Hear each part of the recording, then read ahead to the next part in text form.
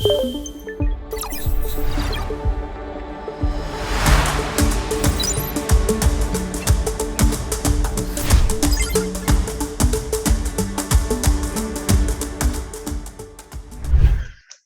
today I'm going to be discussing some results which were obtained on samples prepared and measured in our demo facility at Park Systems UK in Nottingham. So without any delay, I'm going to proceed now to our introduction. So I'm going to start by giving an overview of AFM for layered materials and a more general overview to layered materials in general. And then I'll go and give a very specific example of this use, which is the measurement of moire patterns between single layer graphene and hexagonal boron nitride. Then, after this quick diversion, we'll go to the main topic of today's presentation, which is exploring interfacial ferroelectricity in marginally twisted hexagonal boron nitride heterostructures.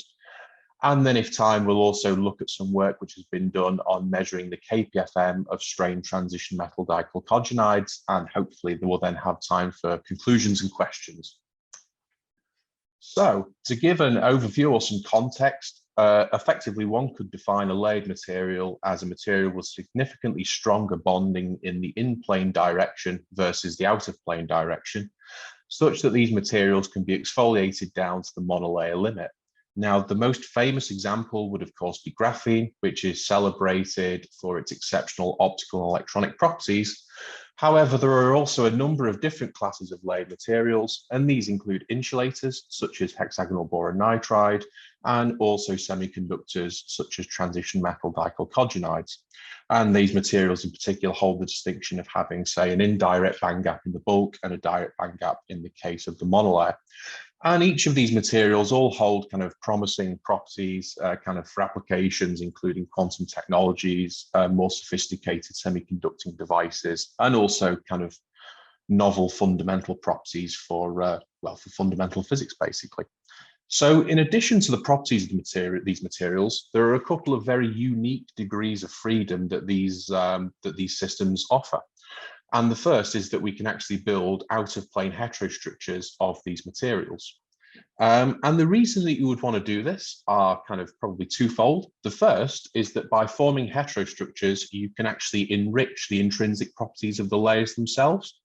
So two particularly famous examples would be the enhancement of the mobility of single layer graphene once it's encapsulated in hexagonal boron nitride, and the reduction in the PL line widths of transition metal dichalcogenides, again, once encapsulated.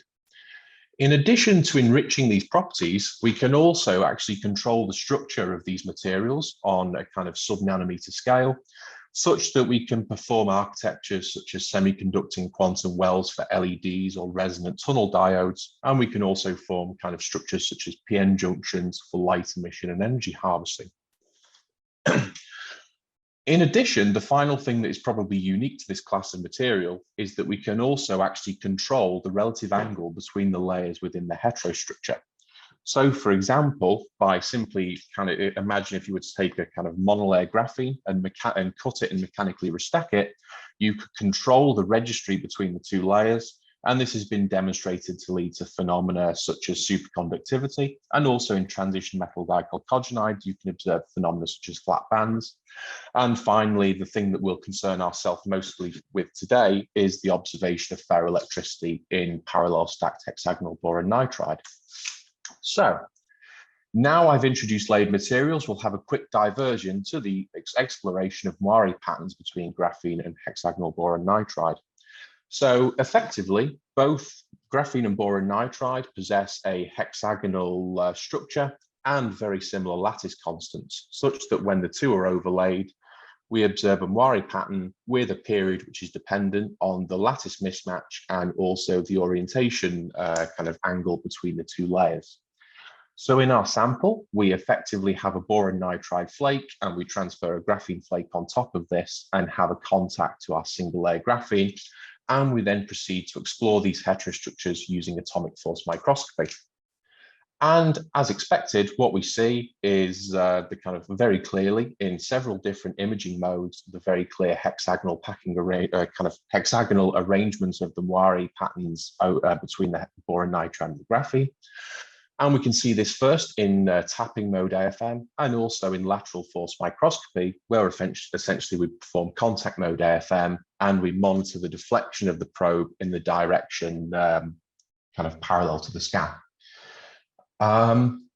So in addition to the fact that we can very easily extract the lattice periods of our hexagonal of our Mori patterns, we can also observe on the left-hand side image that over the three corners of the feature, which is shown at the center, which we attribute to trapped interfacial contamination, we actually observe three different Wari patterns. And we can actually correlate this to different levels of strain within the heterostructure, such that from a kind of global Wari pattern, we can begin to kind of map the distribution of strain and twist angles within a sample. In addition to pure topography measurements, we can also begin to actually measure and map the functional properties of our heterostructures. So when we perform contact mode AFM with a metallic cantilever or a metal coated cantilever, we can actually also perform current mapping at constant voltage. And again, we can see when we do this, we obtain kind of very high resolution current maps, which again show this hexagonal arrangement due to the Wari. And just to exemplify the kind of basically the facilities that are offered by this technique, we can see that we can get Mori patterns that are kind of basically significantly small. So we can go down to kind of 2 nanometers and kind of even smaller by using conductive AFM. So now I'd like to move on to the main body of today's talk, and that's the discussion of parallel stacked hexagonal boron nitride. And this paper in particular, which is from approximately 18 months ago, which was the first discussion of ferroelectric hexagonal boron nitride discussed in the literature by a group of researchers from the University of Manchester. And in this paper, for a mechanism that we'll discuss in the next slide, we effectively see ferroelectric domains in parallel stacked hexagonal boron nitride. So that's a boron nitride flake which has been mechanically cut and restacked. And when you have this kind of novel or kind of artificial registry between the two layers, you obtain basically domains of out-of-plane electric field at your interfaces. And these are then mapped using electrostatic force microscopy. And in this technique, one effectively applies a bias between the tip and the sample and measures the response of the probe to the electrostatic forces at the tip apex. And again, it allows you to obtain these very nice, effectively electric field maps of the distribution of the electric field. So the mechanism for this basically the mechanism for the ferroelectricity is as follows. Imagine we were to take a monolayer of hexagonal boron nitride, and we were to basically partially pick up half of the flake and restack it on top of itself with a twist angle of 0 degrees. Now, in the case of boron nitride as it occurs in the bulk, the layers actually kind of stack with a kind of relative twist angle of 60 degrees, such that wherever you have a boron site on the top layer, you have a nitrogen site in the layer underneath. And even though the bonds are very polar and you have a lot of out-of-plane dipole moments, or dipoles, sorry, these effectively cancel out because the neighboring sites point in different directions. When we achieve the parallel stacking configuration, however, by mechanically restacking flakes, we effectively get a series of unpaired dipoles, and these give rise to a kind of basically an out-of-plane electric field across a kind of a larger area, which we can then map using electrostatic force microscopy and also KPFM. So the experiments that we're going to look at now essentially consist of a single layer graphene flake, and onto this we transfer our ferroelectric hexagonal boron nitride. In the first case, where we do the AFM, the samples consist of 2 flakes of approximately 2 nanometers thickness. And then in the further measurements, we actually consider a flake or a heterostructure, which is a bilayer, so nominally of about 0.6 nanometers thickness. And we then map the morphology. So the first example is as described, which are 2 flakes, which are nominally 2 nanometers thick. And we can instantly see that for this stacking angle of 0 degrees on graphene, that we obtain the same triangular morphology, which was shown in the earlier paper. So effectively, you have kind of local areas where you have reconstruction, and these have out of plane electric fields, which we measure using electrostatic force microscopy. Then in the neighboring domains, you have a kind of slip between the layers, which leads to a flip in the direction of the dipoles. And we then have our kind of basically our phase in our AFM kind of switches in its direction. Additionally, when we measure our single pass electrostatic force microscopy, we can also apply a feedback loop to our EFM channel in order to extract our work function, or kind of a so-called KPFM experiment as described by Ilka in the first session. And in this way, we can also observe these kind of ferroelectric domains in the same way. And again, this kind of very nicely confirms that it's kind of very kind of simple in order to obtain such images using our tools. I'd also like to just take this point just to compare a couple of different AFM techniques in order to extract the morphology, or a couple of different KPFM techniques. So as you can see in the center of the image, we have an amplitude modulated KPFM measurement. And effectively what we see is that when we go from performing amplitude modulated KPFM in ambient conditions, all the way through to performing sideband KPFM under ultra-high vacuum conditions, we see that effectively the CPD variations that we measure on the sample are enhanced. And that's due to the fact that our interactions in sideband KPFM are more specific to the tip apex. And secondly, because we can suppress any screening due to interfacial contamination. So again, this shows very nicely that for more quantitative KPFM, it's best to perform frequency modulated single pass techniques. And then before moving on, I'd also like to point out that in addition to performing electrostatic modes, we can also see such features using non-contact mode AFM. And specifically, we basically look in the phase channel of our non-contact mode AFM measurements, and we basically see the morphology due to these domains, which arises due to differing dissipation energies over domains of different types, as discussed in the ACS Nano paper shown in the reference below. So I'd now like to move on to the kind of the main result of today's presentation, and that's when we have significantly thinner heterostructures, we can then actually begin to poll the domains within the ferroelectric boron nitride, and we can indeed directly read off kind of electrical properties via conductive AFM. So in this kind of example here, we have two monolayers of hexagonal boron nitride, which are stacked with 0 degrees twist angle. And you can see in our sideband KPFM image that we effectively have ferroelectric domains only when we have our second layer of boron nitride. And additionally, you can see that the morphology of these domains is significantly more distorted, which we attribute to variations of strain across the sample due to the fabrication method used. So the first thing that we're going to show is that we can actually basically poll these domains using by basically applying a bias to the probe in pinpoint mode AFM. So this is a zoom in of the same area of the sample, and effectively we can see these same kind of distorted domains. And we then perform a scan in pinpoint mode where we bring the probe into contact with the sample such that we don't have any lateral forces. And we apply a voltage to the probe such that we have an electric field between the graphene and the tip. And we can then proceed to measure the distribution of the domains of positive and negative contrast. And as expected, we can see that we can actually poll these.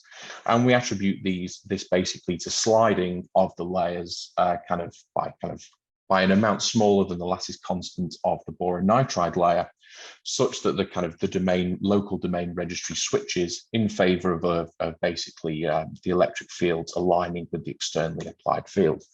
Additionally, we can then actually proceed to kind of measure the switching of these electric fields in the up and down direction, such that we can basically flip forwards and backwards over subsequent measurements.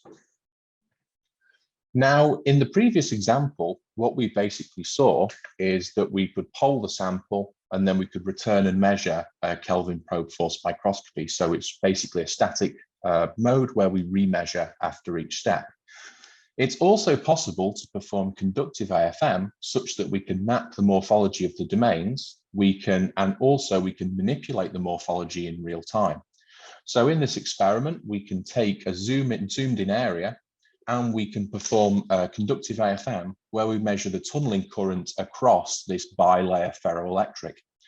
And as you can see, the contrast that we obtain in conductive AFM is in excellent agreement with the morphology which is extracted in the KPFM. And effectively what we have here is that our tunneling current across the ferroelectric is modulated due to the electric fields at the interface between the two boron nitride flakes. So in order to satisfy ourselves that we do actually indeed have tunneling across our bilayer hexagonal boron nitride, we'll just compare our current levels first over the single layer graphene and then over the monolayer and bilayer hexagonal boron nitride. And as expected, as you go to successively thicker layers, you see an attenuation in the current that's measured in the tunneling current between the tip and the sample.